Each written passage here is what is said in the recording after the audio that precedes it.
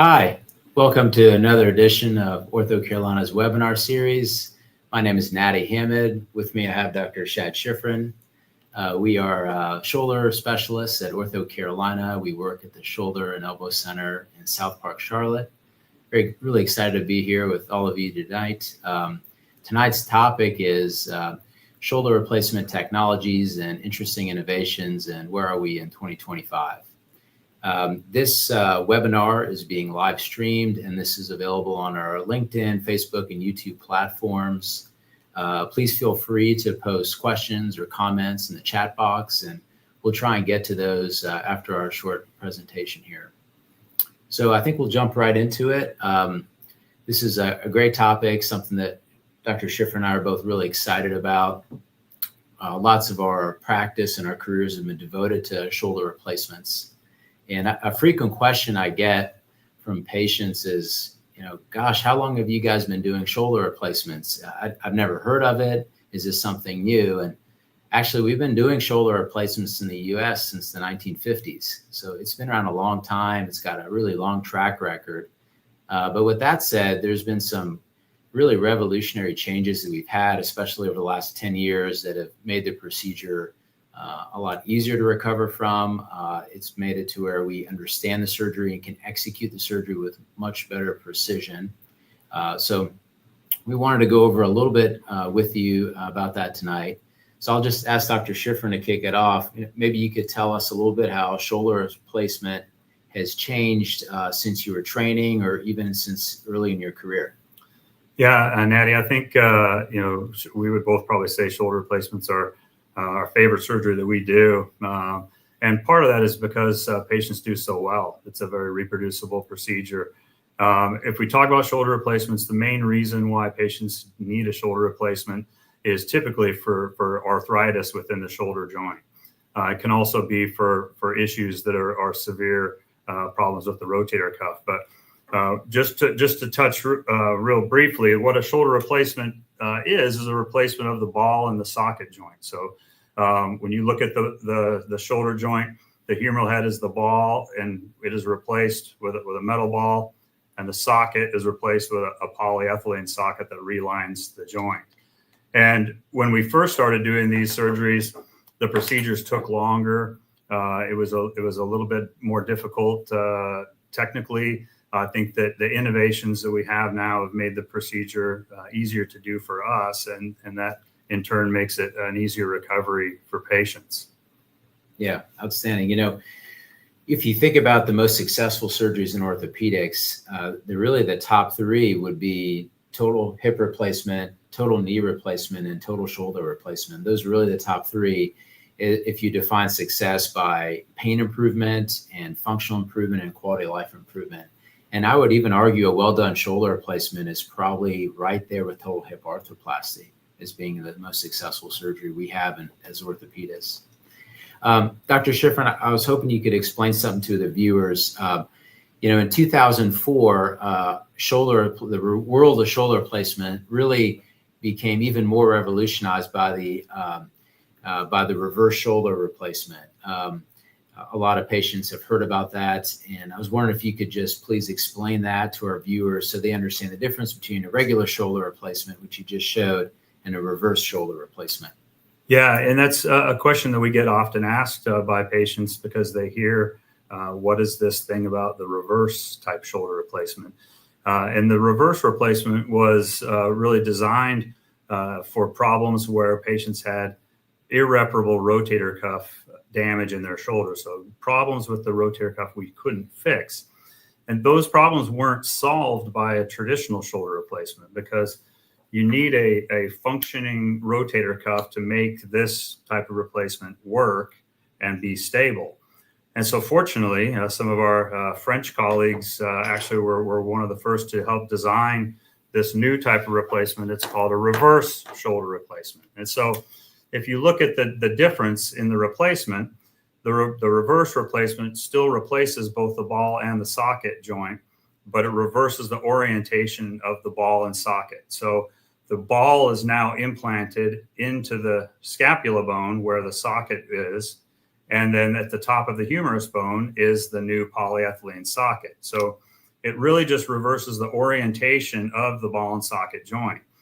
And by doing that, it changes the mechanics inside the shoulder, and it allows the other muscles like your deltoid muscle to be the new motor that allows the shoulder to move and to regain function, and it gives it a nice stable joint. And so this is really revolutionized because we had a lot of patients we didn't have answers for before the reverse came out. And we've now been using the reverse prosthesis, as Dr. Hamid mentioned, since about 2004 in the United States. So it's new, but it's not really new. But advances in the technology of the reverse have continued to get better, and it's expanded our ability to use it for other problems too. Yeah, and it lets us kind of pick and choose who are the right candidates for traditional shoulder replacement, which is tried and true and been around a long time, and then the reverse replacement, which we now have 20 years of data on. So we can just be a little more selective and pick the right surgery for the right patient. Dr. Schiffern, could you go through maybe a little bit about the evolution of the implants, because they've changed drastically, especially over the last 10 years, about how we implant the bone, how we implant the parts into the bone, and how big of parts do we need to use these days? Yeah, absolutely. It's been really exciting, the technology that has continued to get better and better over the course of our careers. Initially, back when we first started doing replacements, the way that you had to fix this prosthesis into the bone was typically using bone cement. And so these prostheses had to be cemented into the bone, and that's how they got their stability and fixation. But we found over time, if patients needed another surgery, it was harder to deal with the cement that was in there. And so it made sense to come up with a way to implant these prostheses into the bone without using cement. And so the technology now allows these prostheses to have a surface on the metal that allows the metal to interdigitate with the bone, and then it allows bone to grow in around the metal. So it's more of what we call a press fit design into the bone. Because of that, we've also been able to change the length and the size of how big these implants need to be. And so a traditional shoulder replacement back when we first started, the stem would be something about this long. It would go, a good way down the humerus bone. Over time, the implants have changed, and now there have been shorter stems, so it takes up less of the bone. It's a little bit easier to implant. And then even that has gone further in the course of our practice, probably within the last 5 years, to where we have implants on the humeral side with no stem at all. So this implant has a surface and a design that will fit down into the humerus bone and not require us to put a rod down the canal of the bone. And that's really been a revolutionary advance for us on the humerus side. We also have had some changes to the polyethylene socket piece that is implanted into the bone. There are now different options for how we fix this into the bone. There are some different designs that allow us to account for some patients that have more bone loss because of the arthritis. So it's really evolved on both sides of the joint. Yeah, absolutely. We've had incredible advances in the implants and the technology and how these the portfolio of different sizes and designs of replacement parts we can use. But also over the last 5 to 7 years, we've had incredible advances in how we can use software technology and AI to also improve the way we can execute the surgery. So we have a little short presentation here we'll show you.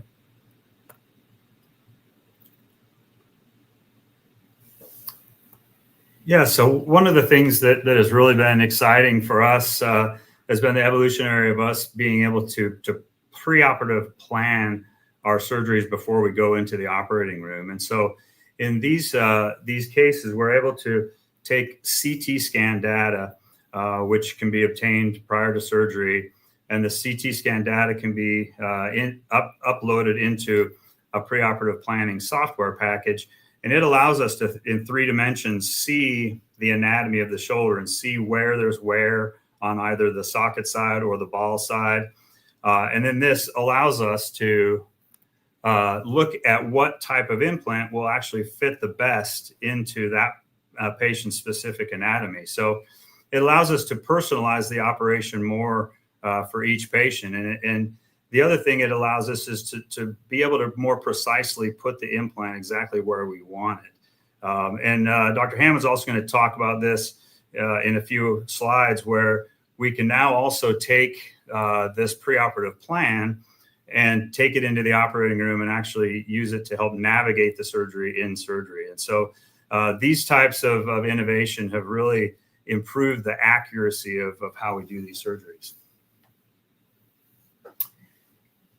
Yeah, I remember when I was training, we would only have literally 2 or 3 sizes of implants we would be able to choose from. And now we have an inventory of hundreds of different combinations of sizes that we would use on the ball and the socket. And, the way patients wear out a joint is very unique to their own body. And the way we have to execute the replacement is a very personalized thing, and it's not one size fits all. And so being able to use this software to virtually do the surgery before we even step into the operating room has been a huge change for us, and being able to be very confident in the way we can execute the surgery. So you can see here, we're changing the size of the implants.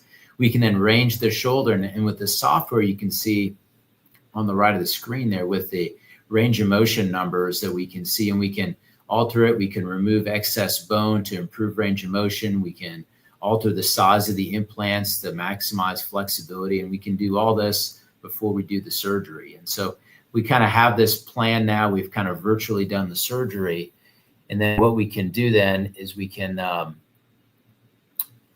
then when we execute the surgery, we have new technology to allow us to be able to actually put the parts exactly the way we planned. And this is a way where we can use cameras in the operating room with probes and guides that then allows the computer software to know exactly where the shoulder bones are in the operating room by referencing it using all these cameras. And then to a millimeter, we can then prepare the bones and then implant the replacement parts, as you can see there, and we can measure it to an exact millimeter or a degree so that we can execute the surgery exactly the way we planned. And this is something that's changed our confidence level with the way we can execute these surgeries. And there's been lots of studies that have shown us that the better we can implant these implants the way we intended to, the better the outcomes. So, absolutely. And then we can also take it a step further with even patient-specific guides that we can actually order in some cases of severe bone wear.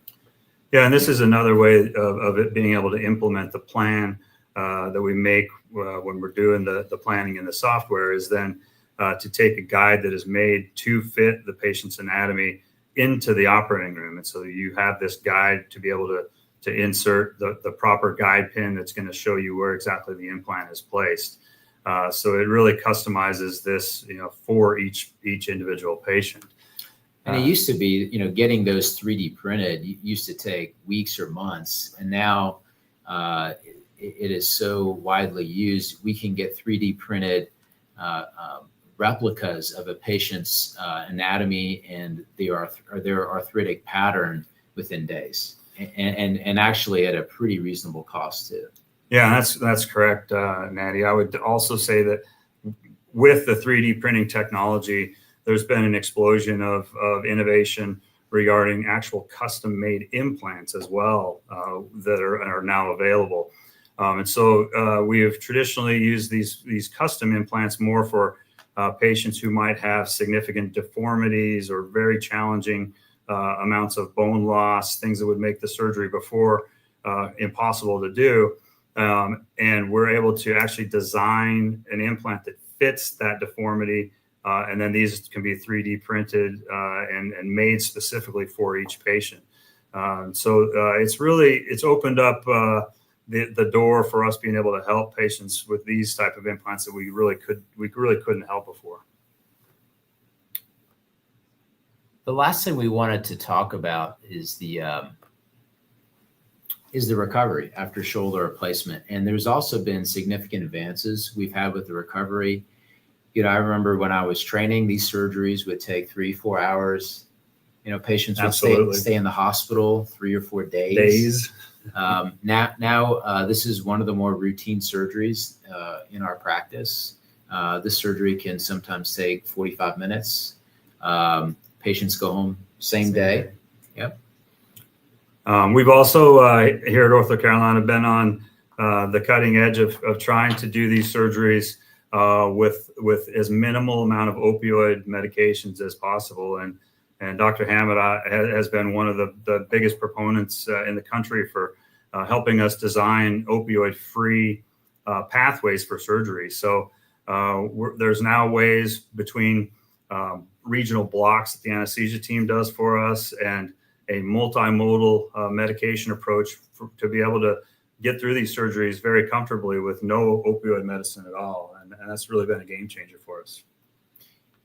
Absolutely. And, a misconception is that, this recovery is harder than a rotator cuff repair recovery, and it's actually not. This surgery, the recovery for patients in general is in general a fair amount easier than a rotator cuff repair surgery. Hard to believe, but it is true. Patients require less pain medications. They recover faster. They're able to get back to their regular life a lot quicker. We have other technologies that have been very helpful with that. We're able to use sophisticated cryotherapy and compression devices after surgery that help with discomfort and speed up recovery. Like Dr. Schiffern mentioned, we use these long-acting numbing medications. We use different types of medications. We don't just rely on narcotic medications in the recovery period. And I think all those things together have contributed to us being able to get patients back to their regular way of life pretty quickly after shoulder replacement surgery. And I also think we're able to get them back to a pretty high level of function. What would you say your typical patient would recover from or be able to return to from a recreational standpoint? Oh, I think that recovery has been sped up quite a bit. We're now allowing patients to start movement and physical therapy right away within the first week of surgery. Obviously, we have to protect some of the ranges of motion while things are healing, but being able to start motion early on and get folks into therapy has been really helpful in speeding up that recovery process. And so, especially down here in the Carolinas, we have a lot of folks who golf. We have a lot of folks who play tennis. And they want to get back to that as fast as possible. And my typical timeline is letting patients get out and chip and putt by about 3 months after surgery.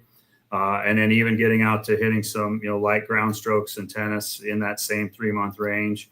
You still got to work your way up, to get full strength and full swing, but it's a lot faster than it used to be, for sure.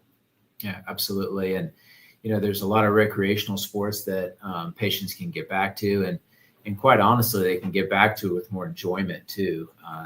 Not only can they actually do it, but they can enjoy it and not have so much joint pain while they play tennis or golf or swim or play pickleball. Well, I think we've left some time here for questions. We'll see if those can get posted on our screen here. The first question is, how does orthopedic research impact your practice with shoulder surgery? And I'd let you speak on that one first, Nady. Yeah, I mean, it changes. It impacts almost every element of the surgery we do. We do a lot of research. We're both extremely interested in teaching and research and design of replacement parts. It's a huge passion of ours. And so we research every aspect of a shoulder replacement. We research the type of arthritis patients get, the best design replacement, their outcomes, the complications, their return to function, their ability to recover without the need of narcotic medications. And so every aspect of recovery is something that we try to find good clinical evidence and continue to stay at the cutting edge of what our studies are showing us. okay, can I get this surgery at an ambulatory surgery center, or do I have to go to the hospital for it? Dr. Schiffern, you want to take that? Yeah, I think that's a great question, first of all. And that's been another huge advance in our practices, probably within at least the last 5 years, is we're doing a lot of these shoulder placements now in the ambulatory surgery center.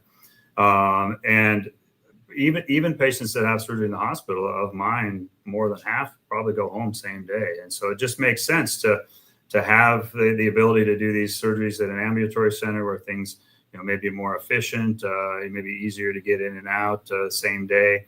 I think there's been a number of studies in the United States that have shown safety and good results with these replacements in an ambulatory center these days. Yeah, it's actually my preference, especially in the winter months when there's a lot of germs in a hospital. I prefer to do these in a surgery center. Surgery centers, there's no one really sick there. Patients show up with injuries or for elective surgery. So that's my preference. Now, everybody's not a candidate for a surgery center. So we're sometimes selective about who has a surgery there, but it certainly would be my preference to do it. And I feel like for the right patient, that's the safest place to do it. What is the average recovery time after a shoulder replacement? So, it varies a little bit from the complexity of the surgery, maybe surgeon preference, what type of replacement they had. But I'd say in general, my patients are usually in a sling for about a month. They'll do physical therapy with a therapist where they go in to work with a therapist at their center for about 2 times a week. They'll probably do that for 3 to 4 months. Usually, golf tends to be one of the most common things we have to get patients back to in North Carolina. So usually I would tell patients plan for your first round of golf about 6 months after surgery.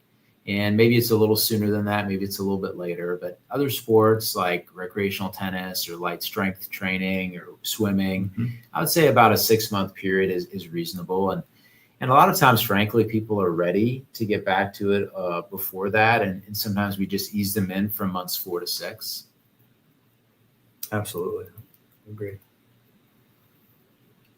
Okay. How do you determine the size of the implant for each individual? Okay. Great question. So we either use X-ray or CT or both to measure the patient's size. And so we would measure several different things about the size of the ball, the size of the socket.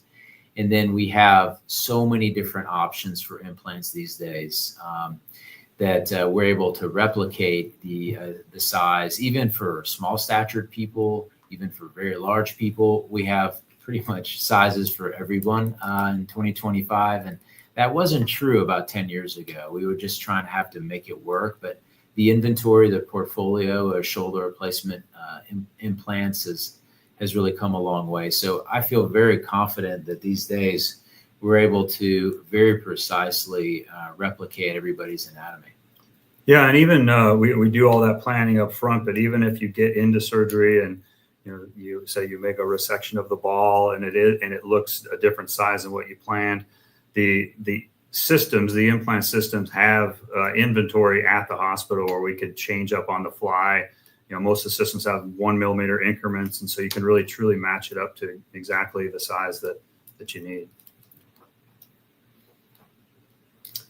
Next question. I've had shoulder pain for years, and cortisone shots have given me temporary relief. How do I know when it's time for the permanent fix? It's a great question. So yeah, what we typically find with cortisone injections is that the first 1 or 2 injections can be pretty helpful. And then the benefit after that goes down pretty drastically. So it's not very common that somebody's 4th or 5th or 6th injection gives them much meaningful relief. And so usually at that point, patients kind of get to a crossroads where they kind of need to decide if the pain and the functional limitations is unacceptable for them. And most people know when they're ready. And then it's probably time to consider replacement. Usually if it's keeping you up at night with pain, you think about it all the time, it's affecting you from being able to do the things you love to do, then maybe it's time to consider it or just talk to somebody about it to at least, know all your options. Yeah. can barely read these. A reverse shoulder replacement is easier than a full shoulder replacement. What is the recovery time? All right. I wouldn't say that a reverse replacement is necessarily easier than a full shoulder replacement. The recovery is very similar, actually, between both. So I treat my patients basically the same with the same rehab protocol with a reverse and a regular shoulder replacement. It doesn't change much for me. I don't know about you, Nady, much. It used to be a little different for me, but I agree 100%. My recovery and my rehab protocol is not much different between the two. The incision is almost exactly the same length, if not exactly. The time in the sling is the same.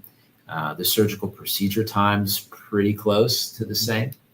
So I wouldn't say there's a lot of differences. And which one we do is frequently based on the severity of the arthritis, the type of arthritis a patient has, what are their goals to get back to, have they had previous surgery. There's a lot of factors we consider when we're trying to decide what's the best implant choice for a patient.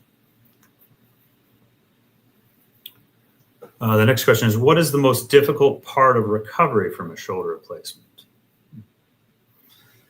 That's a good question. As we said before, the recovery process has gotten easier and easier, over the time of our careers. I think one of the challenges that patients have is that first month when we do kind of have you protecting things in a sling, it's hard to be down. It's hard not to have, full use of that arm.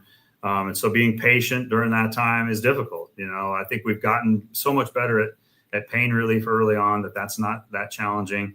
But being patient, letting things have a chance to heal is certainly difficult for a lot of folks. Yeah. I would think the hardest thing that patients deal with after it is sleeping. It's just really uncomfortable to sleep with a sling on. It's not that they have pain at night. It's just you're just kind of restless. It's something different. So it's just hard to get long periods of sleep immediately after the replacement. And so frequently patients will sleep a little more upright in a recliner or an elevated bed. And that's usually for the first few weeks. And then you kind of get used to it. And then after a month, like we said, you're kind of out of the sling. But sleeping in a sling for the first month is just an awkward thing for patients. And it's probably I would say the most difficult part of the recovery. Yeah, that's true. Will I have 100% use of my arm after shoulder replacement surgery? 100% is a hard number to get to, but I typically tell patients that the goal of the surgery is to get them pain-free and to get them back to where they're not thinking about their shoulder and they can use it for what they want. And whether we measured their range of motion to a degree compared to their other side, or we measured it in exactly how much weight you could lift compared to the other side, sure, there may be differences there, but if our goal is to get you back to you enjoying life and using it for what you need and not having pain that's keeping you up at night, then I think that would be our goal with the replacement. Yeah, and everybody has a different level that they can get to, and some of that depends on some of the pre-op factors going into it, depending on how much stiffness there is or how much weakness there is, and some long-standing arthritis that might take a little longer to get back, and so it is a little bit hard to compare, one person to another. But I would agree with Dr. Hamid. And if you look at the studies, the long-term success rate of shoulder replacement at 10, 15 years after surgeries is frankly outstanding.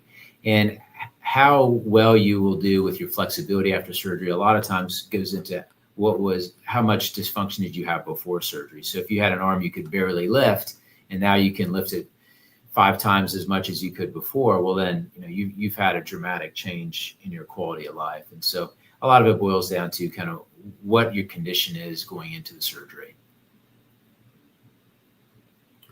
How will shoulder replacement affect my weightlifting?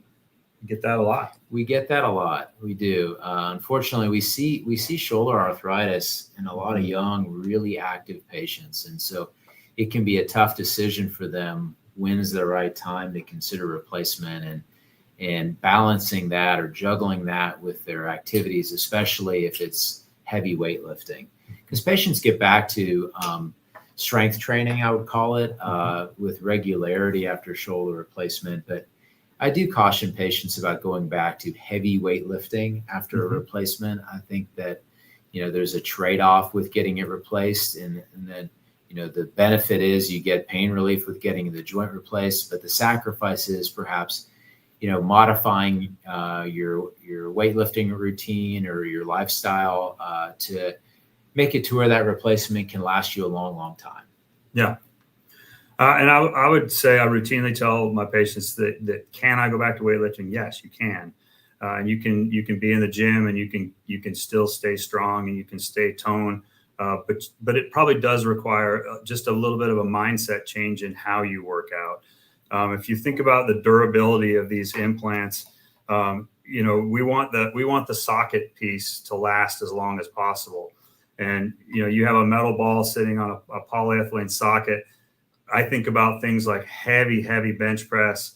You imagine the sheer stresses that it puts against that socket.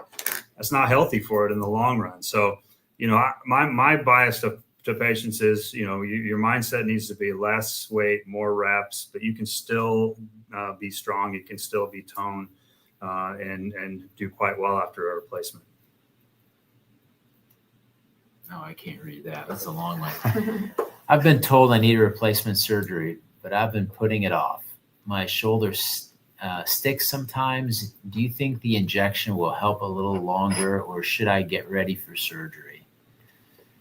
I think a lot of that boils down to pain level and how much does it hurt. And usually the threshold I've seen for patients is when they can't sleep at night because of pain. When you have pain that keeps you up at night, that's a tough way to live. So I found that for patients, that's typically the breaking point for them, and that's when they're ready to get it replaced. Yeah, and we do hear some patients talk about the shoulder sticks, or that you feel some clunking around in the joints, and mechanical type symptoms. I have not seen that the cortisone injections are very helpful for those kind of symptoms. And I would definitely agree with what Dr. Hamid said earlier. The cortisone injections tend to the effect of them tends to get worse over time. So it really comes down to quality of life. And if it's really starting to impact your quality of life, it's something probably to at least consider. The next question is, what happens to the rotator cuff tendons during shoulder replacement surgery? Are they disrupted during the procedure? Yeah, that's a good question. Typically, we would detach the front rotator cuff muscle to perform the surgery, and then we close the shoulder joint back up and then repair the front muscle. The rest of the rotator cuff muscles or tendons, if they're intact and healthy, we don't disrupt those at all. And the front rotator cuff muscle gets repaired, and that's actually why we keep patients in a sling for that first 4 weeks, is to let that muscle heal well for their recovery. I had a total reverse shoulder replacement in 2013. At the time, it was stated the replacement would last 15 years. I am not having any issues. Would it be advisable to come in for an evaluation? Yeah, I typically recommend to my patients to come in at 1 year after surgery, usually at the 2-year point. And then after that, every 3 years or so, you should come in, have it checked on, get an x-ray. Certainly if you're having any problems with it, we would recommend you come in and just get a quick x-ray of it. Yeah, I think it is good to get some surveillance with x-ray and make sure that you're not seeing something that we would want to monitor a little bit more closely. Is there an age limit to get a shoulder replacement? Does age affect recovery time? Good questions here. I would say for me, there's not an age limit. If somebody's in their 90s and they're healthy and active and they need to get their shoulder replaced, I've done that countless times, and I think that's a very appropriate thing to do, just like for hip or knee replacements. Yeah, and I think it goes back to, again, that does the age affect the recovery time? It doesn't necessarily have to. I think it's more overall the fitness and the overall health of the patient rather than the age. I mean, I've had some patients well up into their 80s who did fantastically well, as well as patients in their 50s. So it doesn't necessarily have to have a negative impact on how you recover. Yeah, I mean, I think sometimes patients that are in their late 80s, 90s actually do quite well. There's a reason they made it that long. They're healthy and active and extremely resilient. And so they tend to do extremely well. But we do things to minimize risk and complication. We're big on nutrition. I recommend a nutrition regimen for patients around the time of surgery. We're also big on minimizing risk of infection. And so there's an antiseptic routine that patients will do before surgery to reduce any risk of infection. So we do everything we can to reduce risk and complications. The next question, do you know the frequency of post-operative infection? Another good question. I think, as with any surgical procedure, there is a risk of complications. But fortunately, in the shoulder replacement world, most of the long-term outcome studies have found that level to be in the 1% to 2% range for post-operative infections. And so, no matter how much prevention we do, it's impossible to say that it could never happen. But, I think we obviously try to do everything in our power to keep that risk as low as possible. Yeah, thankfully it's lower than lower extremity joint replacements. Just the blood flow and vascularity to the shoulder is a little different than, like, let's say, a knee replacement. And so we typically have fairly low infection risk. I would say even less than 1%. What is the lifespan of the surgical implants? And so that's a great question. We have studies on patients 15 years out have been probably the best studies now with long-term data that show about 85% are doing well at 15 years. Lots of studies with 10-year outcomes that show 91% success rate, meaning 91 out of 100 people are doing well after the replacement, have not had to have more surgery. It's hard to get patients back 20 years after a surgery, so there's not many really good 20-year outcome studies. But the extrapolation of the data would tell us that probably there's a good 75% chance that the implants could last you 20 years.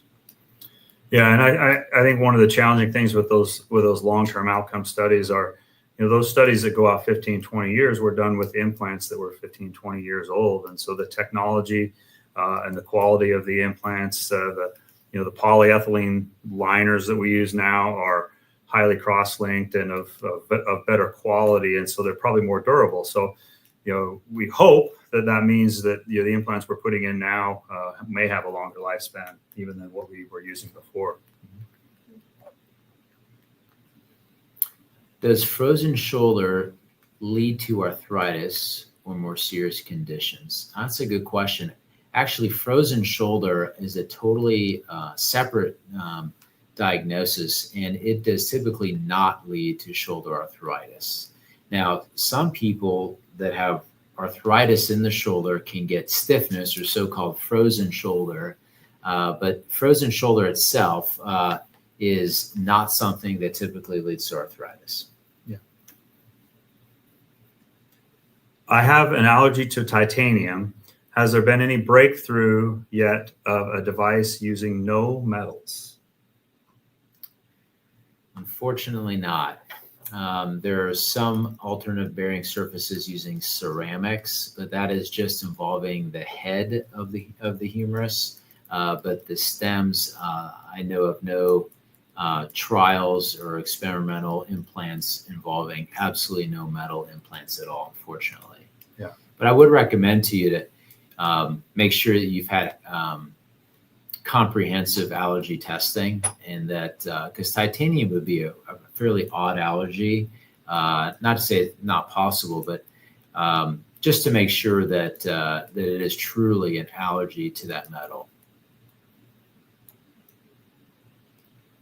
what is the chance of scar tissue affecting range of motion a year post-surgery?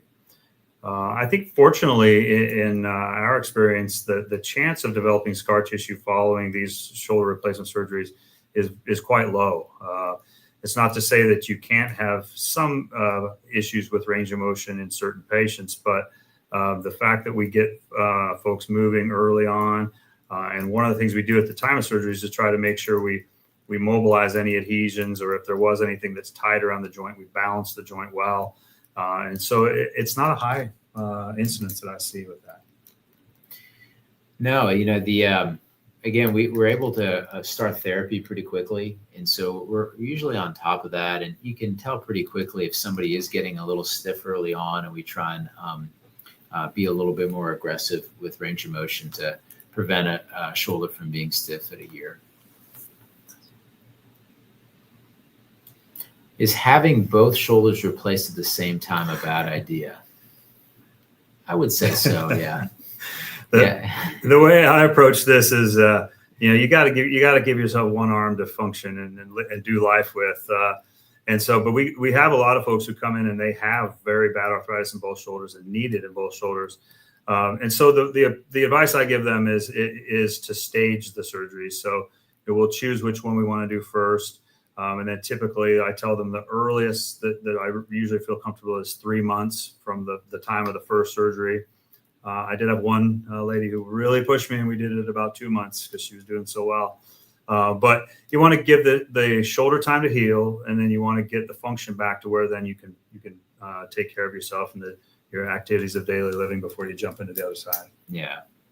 Yeah, I mean, you just imagine yourself in 2 slings. I mean, you got to have somebody that really loves you to help you out with that. But no, and it also, I think it just makes it to where you could potentially compromise the outcomes of both shoulders if you did them at the same time. So we just want to make sure you get 2 good shoulders. And so, yeah, I would typically space them out at minimum 3 months. Yeah.